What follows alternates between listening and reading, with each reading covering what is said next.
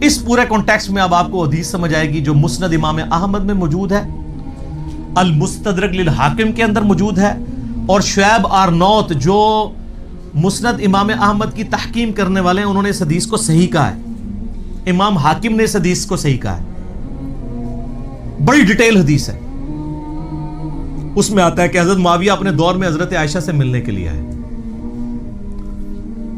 سیدہ عائشہ نے کہا کہ اے معاویہ، تجھے اللہ کا خوف نہیں آتا جو کچھ تو نے حجر ابن عدی اور ان کے ساتھیوں کے ساتھ کیا؟ حجر ابن عدی شیعان علی میں سے تھے، شروع کے مسلمانوں میں سے تھے، ان کو حضرت معاویہ نے ظلماً شہید کروایا۔ وہ پوری ڈیٹیل آپ کو مستدرک للحاکم میں ایک پورا چیپٹر ہے حجر ابن عدی کا۔ وہ سر میری ویڈیوز دیکھ کے امام حاکم نے نہیں، میری پیدائش سے بھی وہ پہلے کا ہے، 1000 سال پہلے۔ وہ 13 حدیثیں آپ پڑھیں، آپ کے آنسو نہیں رکیں گے کس ظلم کے ساتھ حجر ابن عدی کو قتل کروایا گیا، صرف اس بات پہ کہ یہ جمعے کی نماز لیٹ کر دیتے تھے، ممبروں پہ سب و شتم حضرت علی پہ کرتے تھے، یہ مخالفت کرتے تھے، اور اس شخص کی قبر وہاں پہ کھودی گئی جو علاقہ حضرت عمر کے دور میں حجر ابن عدی نے فتح کیا ہوا تھا۔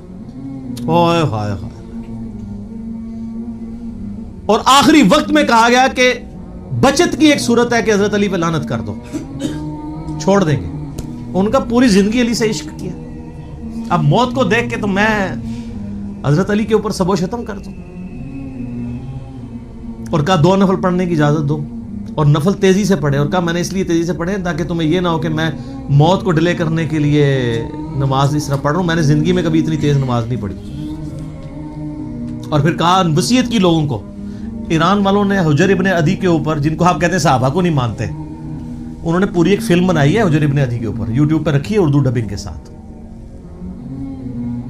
تو انہوں نے وہاں پبلک کو وصیت کی کہ مجھے میری انہی بیڑیوں میں اور انہی خون آلود کپڑوں میں دفن کرنا ہے، قیامت والے دن پولیس رات پہ میں معاویہ کا گریبان پکڑوں گا۔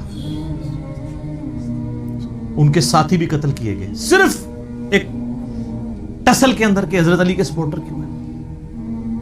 اب حجر ابن عدی ان کے ساتھیوں کا جب قتل ہوا، سیدہ عائشہ تو پھر بڑی دکھی تھی اس کی وجہ سے۔ تو حضرت معاویہ جب ملنے کے لیے آئے، مسند امام احمد المستدرک للحاکم میں موجود ہے، شعیب آرنوت نے کہا حدیث صحیح ہے۔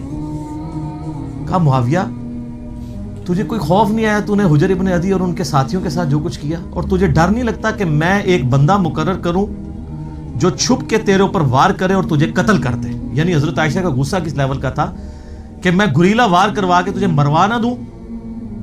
تو انہوں نے کہا کہ ام المومنین، ہم آپ سے یہ ایکسپیکٹ نہیں کرتے کہ آپ ایسا کریں گی، کیونکہ ہم نے نبی علیہ السلام سے سنا ہے کہ مومن کبھی چھپ کے وار نہیں کرتا۔ لوگوں کو حدیثیں سنانی، کس کو؟ اما عائشہ کو۔ اور پھر کہا کہ اما یہ بتائیں آپ کا جو میں نے خرچہ پانی لگایا ہوا ہے اس معاملے میں تو کوئی، اور وہ انہوں نے نہیں لگایا ہوا تھا، وہ تو آپ کو مال غنیمت پہ سے مسلمانوں کو وظیفہ ملتا تھا، حضرت عمر کے دور کا شروع ہوا تھا، اس میں تو کوئی آپ کو شکایت نہیں ہے۔ تو انہوں نے کہا مجھے اس معاملے میں کوئی شکایت نہیں، یہ شکایت تھی جو میں نے تمہیں کی ہے۔ تو انہوں نے کہا اما یہ کام چھوڑیں، ہمیں اپنے کام دنیاوی چلانے دیں، ہمارا معاملہ اور اللہ کا معاملہ، ہمیں ہماری سیاست والے معاملات میں آپ دخل نہ دیں۔ آپ اندازہ کریں۔ اور یہ ہمیں تاریخ سے روایتیں لا کے دیتے ہیں کہ جی وہ جناب جی حضرت عائشہ کہتی تھی میری زندگی بھی معاویہ نوں لگ جائے۔ اس سے تو ہڈی ہسی بھی دستی ہے کہ روایتاں کسی نے کڑیاں ہونیاں نے، کیونکہ حدیثیں کچھ اور بتا رہی ہیں، ٹھیک ہے۔ تو یہ کوئی شخص کہے گا جس کے بھائی قتل ہوئے ہوں، جس نے اتنے قتل عام دیکھا ہو، اسی لیے آپ دیکھ لیں کہ سیدہ عائشہ کو ساری گیم سمجھ آ گئی تھی، جنگ جمل میں بھی ان کو مس یوز کیا گیا، بعد میں ان کو ساری بات سمجھ آ گئی تھی۔ تو یہ وہ کہانیاں بنا کے بتاتے ہیں۔ تو اب اس پورے سینیریو میں دیکھیں، اما عائشہ سلام اللہ علیہا کو بڑا کلک تھا حضرت معاویہ رضی اللہ تعالیٰ عنہ کے اس طرح کے ایٹیچیوڈ کے اوپر، اس لیے انہوں نے یہ بات کی۔ اور میں آپ کو بتاؤں، میں گھنٹوں فی الودی بول سکتا ہوں ہمارے جو ائمہ اہل سنت تھے ان کی کتنی سخت رائے اس کی وجہ سے بنی۔